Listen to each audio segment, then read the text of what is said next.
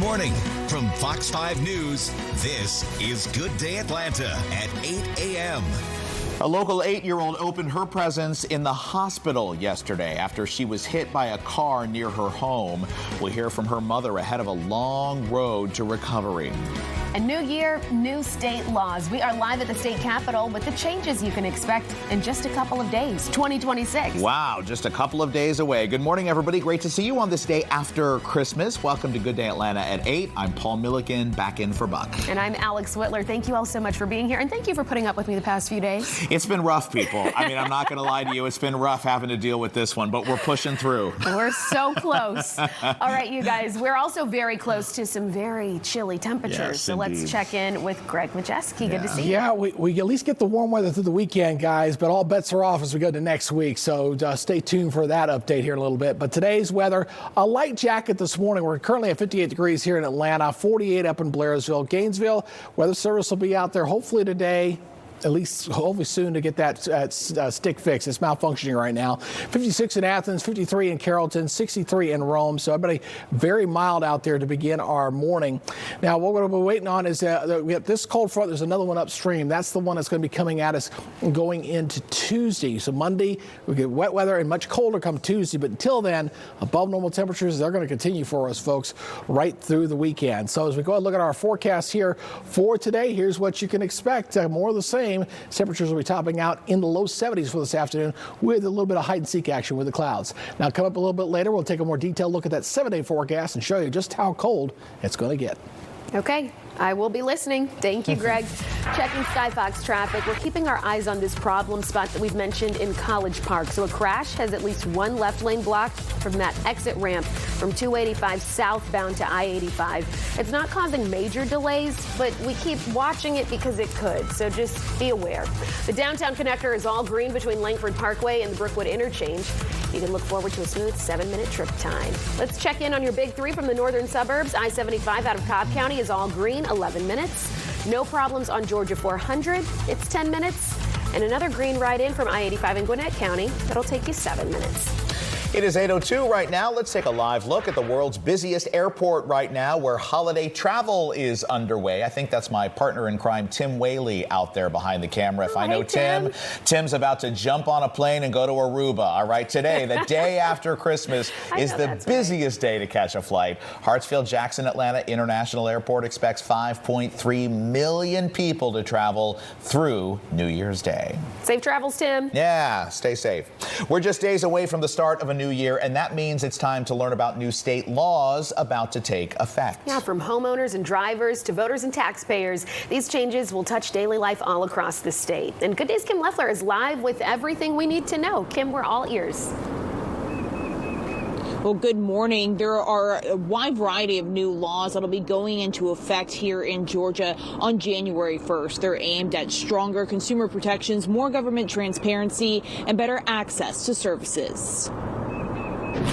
One of the biggest changes in 2026 affects home buyers. A new law will require HVAC warranties to automatically transfer to the new owner when a home is sold, eliminating costly coverage gaps at closing. Drivers will also see changes. Temporary license tags will be able to be issued electronically, making them easier to get and harder to fake. And vehicle booting will face new oversight, with companies required to be permitted and follow stricter rules. Election laws are shifting too. New reforms limit last-minute investigations, move campaign disclosures to the state level, and shield public officials' home addresses from public view.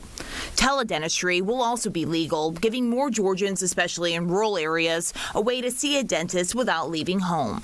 And courts will begin using digital recordings for hearings, a move designed to speed up cases and reduce backlogs. And for your wallet, there'll be a new safety net. Catastrophe savings accounts will let Georgians save tax-free money for disaster-related expenses, which can even be passed down to heirs. Now, we have a full breakdown of all of these new laws posted for you on our website, fox5atlanta.com. Live this morning in Atlanta, Kim Luffler for Good Day Atlanta. Okay, Kim, thank you. It's 8:05 now, and Atlanta police need your help finding the boy who's on your screen. This is 12-year-old Shorty Colin. He disappeared yesterday morning and was last spotted on Glen Rock Drive, which is in northwest Atlanta.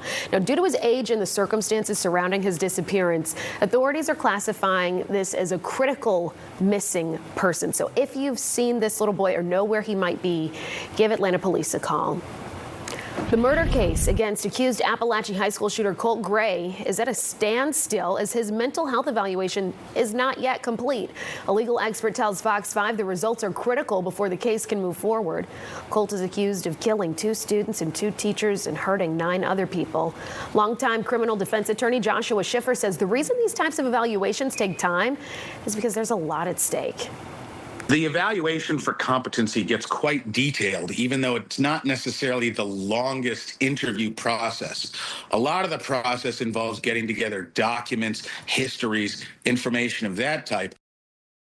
Well, once the report is done, Schiffer says lawyers will determine the best path forward, including a possible change of plea. Colt's medical evaluation is due to be complete sometime in February.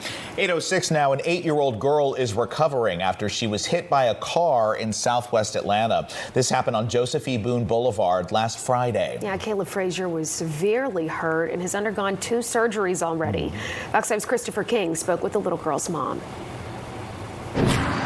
Merry Christmas, everyone, and Happy New Year's. Little Caleb Frazier spending Christmas in the hospital instead of opening gifts. My baby's in pain, but she's still smiling. Last Friday, a car hit the 8-year-old girl as she crossed the street near her home on Joseph E. Boone Boulevard in northwest Atlanta. As they was crossing the street, the car hit my baby. My heart dropped. Her mom, Tia Lawson, saw the commotion on her home surveillance video. I just seen like a lot of people moving and crying and being hysterical. She called her other children to find out what happened. Then that's when they let me know that my baby had got hit. Lawson feared the worst. So you just seen my baby just laying there. She was unconscious. The only thing she could think of was getting to her little girl. So I just wanted to get to her. She's only 8 years old. I just want to make sure my baby was okay. Emergency crews rushed Kayla to the hospital. She had 2 surgeries. She got rods on her back now, so she got to go through physical therapy to start walking again. Kayla is a cheerleader with the Georgia Rattlers. The little girl will have to wear a brace for the next few months. The whole body brace. Watching her daughter suffer when she should be celebrating the holidays like other kids is agonizing. Bad, like helpless. Like I can't even help my baby. I can't even take away her pain, but that's why I'm there. Christopher King for Good Day Atlanta. All right, well, Kayla has a long road ahead. Her mom says she will miss the rest of the school year. We have reached out to APD. Yeah, there's still no word on if anyone will be charged, but the family does have a GoFundMe set up, and if you'd like to help, we did link that on our website, fox5atlanta.com.